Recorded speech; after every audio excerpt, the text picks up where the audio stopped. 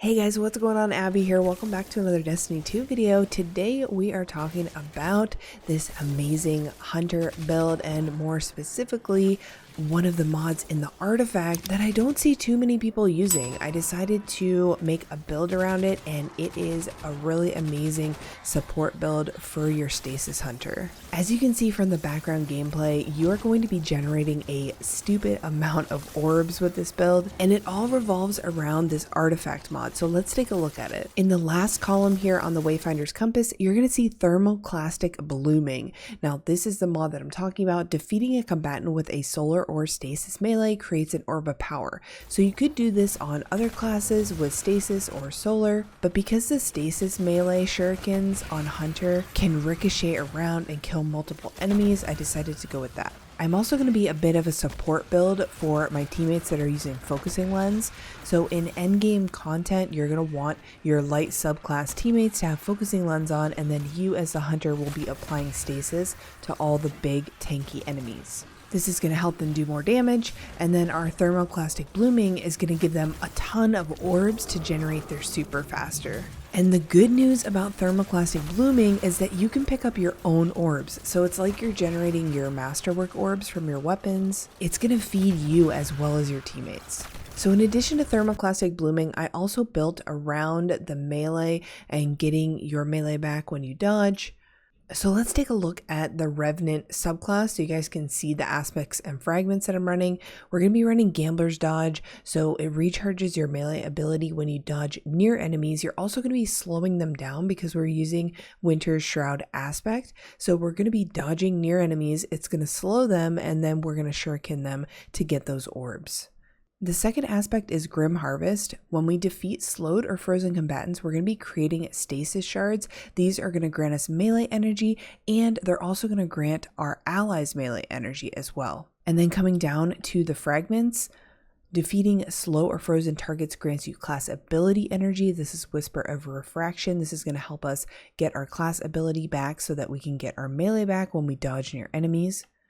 The second one is Whisper of Hunger, increases the melee energy gained from picking up stasis shards. So all those stasis shards that we're getting from meleeing those slowed targets are going to give us more melee energy. Now this does take away 10 mobility and 10 recovery, which is a little rough. So if your stats are on the lower side, you may want to pick up Whisper of Durance instead, which is going to make your slow last longer. And then the third fragment is Whisper of Conduction. Nearby stasis shards tracked to your position. Obviously this is not necessary, but it is a huge quality of life. You don't have to go chasing down all the stasis shards from all the enemies' locations. They're just going to kind of magnetize towards you, and it's actually a fairly long range. So it's just a really nice quality of life. Plus we're getting 10 resilience and 10 intellect from having this fragment slotted. For stats, you want to focus on having at least 80 mobility, and then we've got 90 recovery and 90 discipline.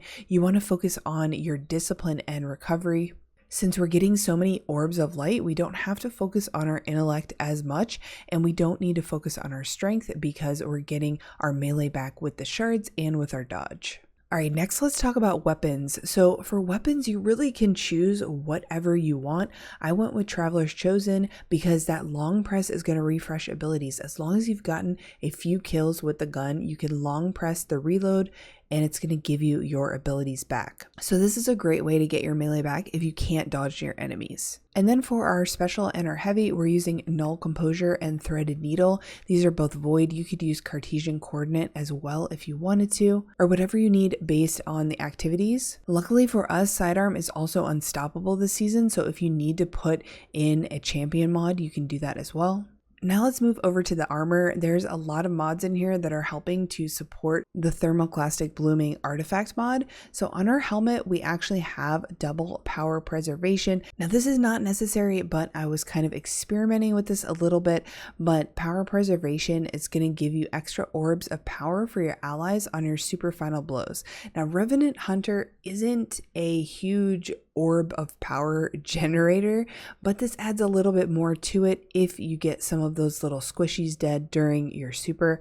You can also obviously put your ammo finders on here as well. And then on our helmet, we did put elemental charge. This is going to allow you to become charged with light every time you pick up an elemental well, and we're going to be generating a lot of elemental wells. And how we do that is through melee well maker right here. Every time we get a melee final blow, we're going to spawn an elemental well matching our subclass type, so Stasis, and this is going to help regen all of our abilities.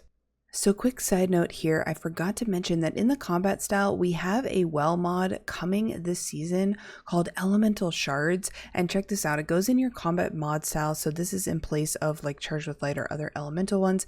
And it says Stasis Shards count as Stasis Elemental Wells for you. So this is going to be insanely good for this build. We don't have to spec into generating wells at all. We can just spec into the well effects if we have this one slotted. So once this comes out, I'm going to be putting this on my arms, and then I'll change up the build a little bit. If you guys want to see an updated one, let me know, but I just wanted to pop in here and say Elemental Shards well mod is going to be amazing for this build.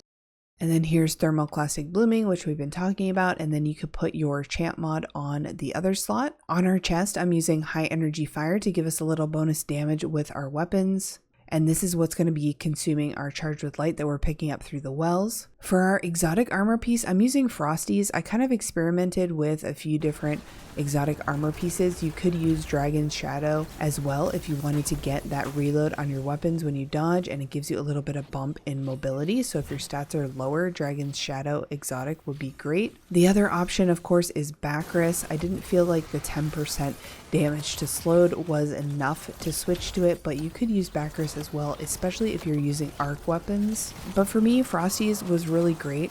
You get increased grenade, melee, and dodge regen when you sprint, and dodging increases your sprint speed. So this build is very much run and gun, super fast and quick, great for ad clear and supporting your teammates with Orbs of Power. So on our legs, they're going to be arc energy so that we can get invigoration, which is going to reduce our melee cooldown each time we pick up an Orb of Power. That is crazy good, and it's an arc mod, which means we can put Powerful Friends right here if you've got it, and it's going to be active without having to slot a second arc Charged with Light mod on a different piece of gear. And then lastly is our cloak, our class item.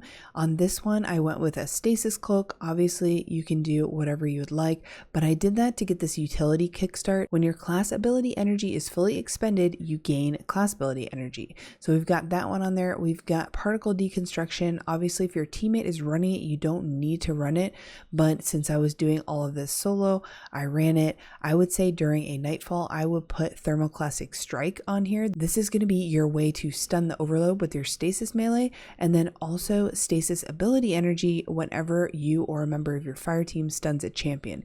These two I would use to replace particle deconstruction, and then have somebody else on your team running particle deconstruction for the fusion rifle bonus. And then last up, I've got Elemental Light, defeating a combatant with your super spawns an elemental well. You could change this out for whatever you want. If there's a lot of match game stuff, you could become Charged with Light by breaking a combatant's shield with the matching energy type. Or if you need a +5 mod or something here, you could use that point for your stats. All right, that is it for the build. I'm going to leave you guys with some gameplay so you can see how this plays out.